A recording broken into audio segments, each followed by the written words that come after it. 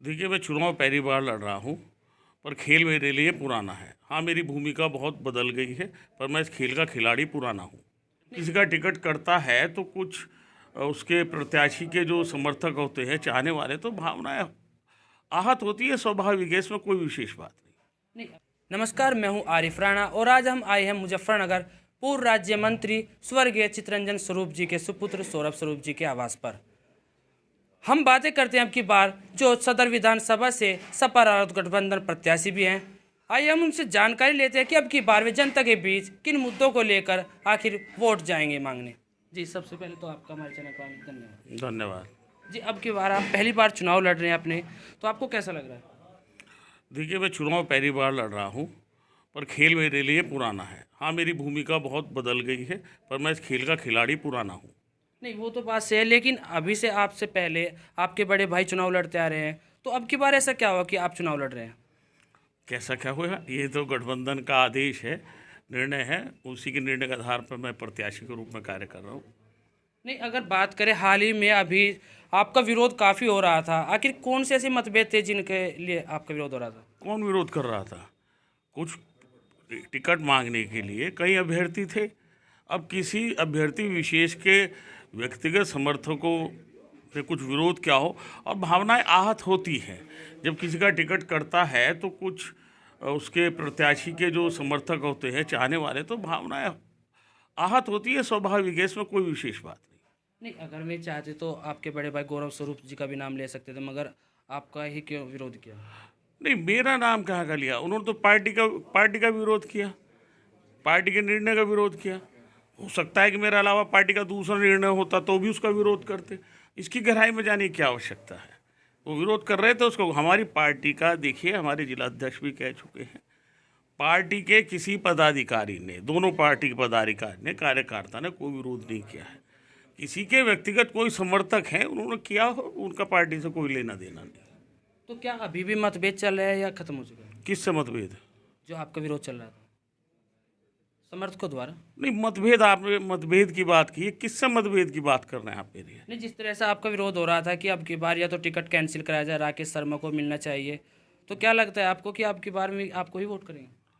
देखिए, मैंने कहा है, पूरी पार्टी एकजुट है, समाजवादी लोकदल पार्टी एकजुट है, एकजुट होकर चुनाव लड़ रही है। और जिनके टिकट कटे हैं, पार्टी के निष्ठावान और मेहनती सिपाही हैं, पार्टी के अब जो निर्णय हो चुका उसका सम्मान करते हैं और पार्टी के लिए काम कर रहे हैं। तो किन मुद्दों को लेकर आप जनता के बीच जा रहे हैं? देखिए, मुद्दे तो बहुत हैं, मुद्दों से ज़्यादा समस्याएं हैं। देखिए, सदर मुजफ्फरनगर जो विधानसभा है, मुद्दे प्रदेश व्यापी हैं, और उन्हीं से हमारी विधानसभा के भी वही मुद्दे हैं। जो ज्वलन समस्या है आज की, वो है महंगाई की, बेरोजगारी की, किसान की, युवक की, शिक्षा की। पूरा प्रदेश शिक्षा माफिया के हाथों में चला गया है। और नारी शक्ति की, जितना उत्पीड़न, जो नारी शक्ति सुरक्षा की बात करते थे, जितना उत्पीड़न इस सरकार में उनका हुआ, कभी नहीं हुआ। व्यापारी की, आज व्यापारी और व्यापार दोनों बर्बाद हो चुके। इस सरकार ने व्यापारी को टैक्स देने का एटीएम बना के रख दिया। जितना भय डर के वातावरण में आज व्यापारी कार्य कर रहा है, उससे पहले कभी किसी सरकार में नहीं हुआ। तो बहुत से मुझसे कुछ लोकल इश्यूज़ हैं, जैसे जल निकासी की। मेरे पिता स्वर्गीय चितरंजन स्वरूप ने यहाँ विकास के अनगिनत कार्य कराए, सैकड़ों करोड़ के विकास कार्य उन्होंने अपने कार्यकाल कराए। आज भी जो यहाँ के प्रतिनिधि हैं, विधायक हैं, वो मंत्री भी रहे हैं, तो आप तुलना कर लीजिए कि क्या विकास कार्य माननीय पूर्व मंत्री जी ने कराए और आज क्या कराए। उनके द्वारा फ्रेंड्स कॉलोनी जनकपुरी में नाले की निकासी के लिए नाली बनाई गई थी, मंडी में बनाया गया था, खाला पार में बनाया गया था, सड़कें बना गई थी, बिजली के तारों का अपग्रेडेशन बना गया था। लेकिन वे सब कार्य पिछले 5 वर्षों से रुक चुके।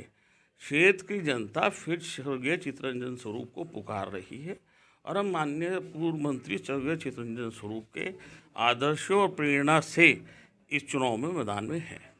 नहीं, अगर बात करें, आपने कहा कि अभी महंगाई को लेकर और बहुत से ऐसी समस्या है जिनको लेकर जनता अब की बार बदलाव लाना चाह रही है, तो जिस तरह से महंगाई और चरम सीमा पर बढ़ गई है, क्या आपकी सरकार आते ही क्या वो घट जाएगी? देखिए, हमारी सरकार ने तो चुनाव से पूरी 300 यूनिट बिजली फ्री देने का वायदा किया है। सिंचाई के लिए बिजली माफ़ी की गई है। अब हमारी घोषणा होते ही उन्होंने भी आधे कर दिए। क्यों भाई, 5 वर्षों तक क्यों डाका डाल रहे थे जनता की जेब पे? चुनाव आते ही बिजली पेट्रोल के दाम रोक दिए गए। उससे पहले 100 रुपये लीटर डीजल और पेट्रोल के दाम आसपास पहुंच गए थे। क्यों डाका डाल रहे थे? तो महंगाई और ये सब मुद्दे उन्होंने जानबूझ के महंगाई बढ़ाई गई है, जनता की जेब पर डाका डाला गया।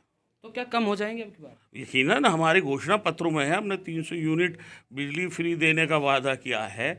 और जो मृतक किसान की बात करें तो हमने किसान आंदोलन में जो मृतक हैं उनके लिए 25 लाख फ्री मृतक आश्रित को देने का वादा किया है।